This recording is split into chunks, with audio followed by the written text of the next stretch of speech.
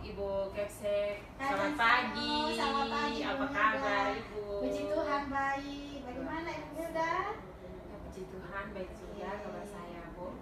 Ya, saya ingin mengucapkan terima kasih banyak ya Bu, karena Ibu sudah bersedia bersama saya di sini untuk meluangkan waktu ya. Apakah Ibu Bu? Jadi saya adalah calon guru penggerak angkatan 10 Kabupaten Kupang. Jadi saya memiliki tugas, yaitu dalam tugas demonstrasi kontekstual ini kami harus melakukan wawancara singkat bersama dengan kepala sekolah berkaitan dengan dilema etika. Bersedia ya Bu? Ya, bersedia. Iya, baik.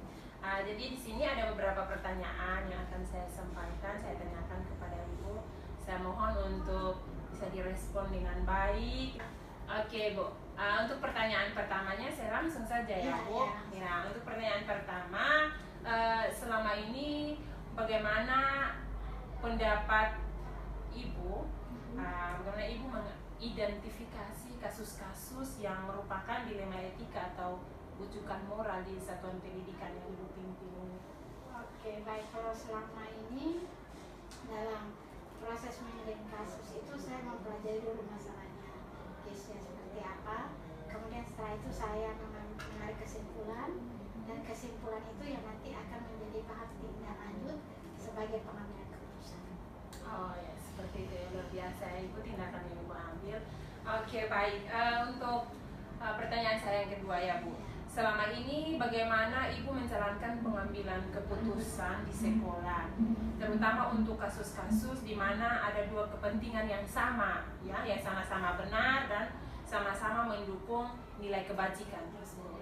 Ya, kalau saya itu pasti mengidentifikasi masalah dulu. Setelah mengidentifikasi masalah, kemudian saya menggunakan 4 paradigma dilema etika. Kemudian saya melakukan 3 prinsip resolusi, dan saya akan melakukan 9 langkah pengambilan keputusan.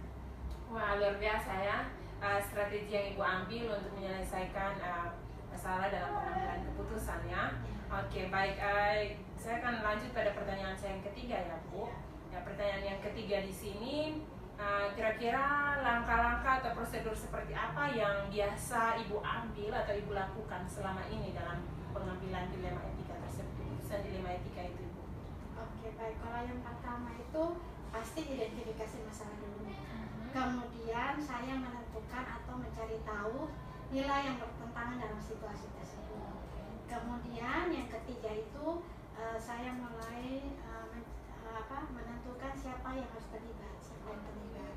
Kemudian saya mengumpulkan fakta. Setelah faktanya terkumpul, baru saya melakukan pengujian benar atau salah. Kemudian saya menerapkan 3 prinsip resolusi itu. Setelah itu saya masuk ke dalam proses penyelesaian masalah. Kemudian memutuskan. Setelah memutuskan, yang terakhir adalah refleksi. 3 prinsip resolusi itu yaitu tadi yang pertama itu berorientasi pada hakim, kemudian berbasis nilai-nilai kebenaran atau aturan yang berlaku, dan yang ketiga itu melibatkan rasa kepedulian itu. Wah, perfect sekali ya Ibu ya. Tindakan yang Ibu ambil, langkah-langkah dalam penyelesaian pengambilan dilema etika itu sudah sangat komplit ya Bu. Iya. Ya, baik, untuk pertanyaan berikutnya Bu, hal-hal apa saja yang selama ini Ibu anggap efektif dalam pengambilan keputusan pada kasus-kasus dilema etika?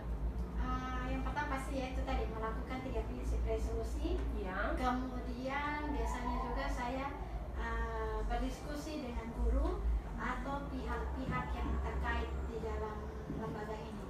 Biasanya saya juga melibatkan yayasan.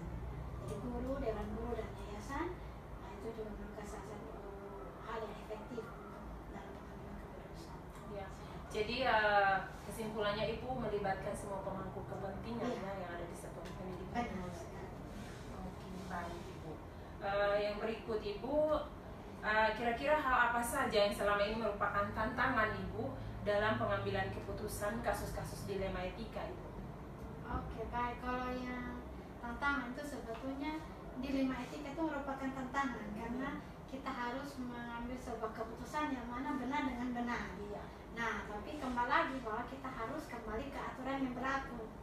Aturan yang berlaku atau norma-norma yang kita sudah pahami, sepakati. Nah, itu yang merupakan tantangannya. Dan itu juga tapi tanpa melupakan atau mengabaikan rasa kepedulian. Nah, itu yang merupakan tantangan terbesarnya di situ. Iya. Berarti tantangan terbesarnya kembali pada diri sendiri ya.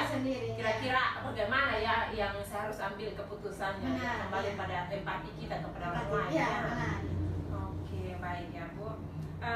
Yang berikut Bu, apakah Ibu memiliki sebuah skala atau jadwal tertentu dalam sebuah penyelesaian kasus dilema etika?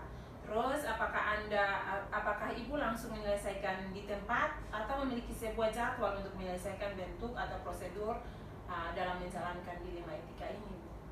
Kalau saya itu tergantung dari seberapa besar pengaruh masalah ini terhadap lembaga pendidikan ini atau seberapa mendesak. Jika memang mengharuskan untuk saya melibatkan pihak guru dengan pihak-pihak yang terkait pemangku kepentingan di lembaga pendidikan ini, maka saya harus mengalokasikan waktu khusus.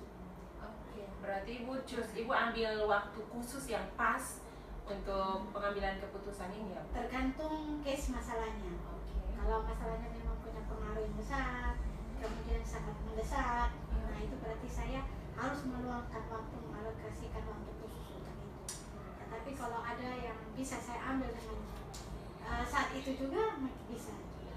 Ya tergantung case masalahnya. Oh, berarti harus dilihat dari kira-kira masalahnya sesulit apa Iya. dalam pengambilan keputusan seperti itu. Benar.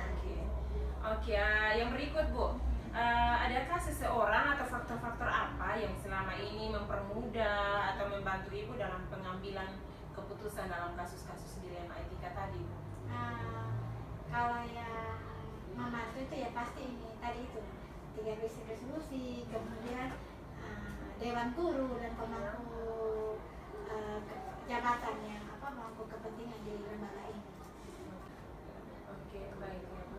Jadi kalau dalam pengambilan Ibu, untuk pertanyaan terakhirnya ya Bu, ya, dari semua hal yang disampaikan tadi, kira-kira pembelajaran apa yang Ibu dapat petik dari pengalaman pengambilan keputusan di dilema etika?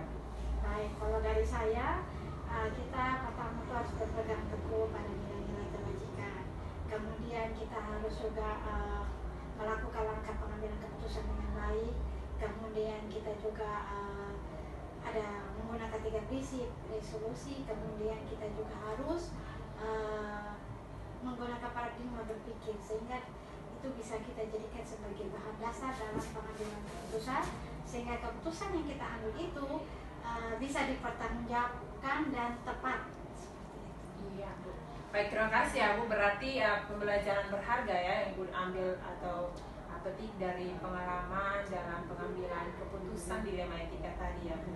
Ya, harus dilihat dari 3 prinsip tersebut, terus paradigmanya dan langkah-langkahnya harus tepat ya Bu, sehingga pengambilan keputusan yang kita ambil itu memang pas dan sesuai dengan solusi yang didapatkan. Dan bisa dipertanggungjawabkan. Luar biasa, itu yang endingnya di situ ya Bu. Iya.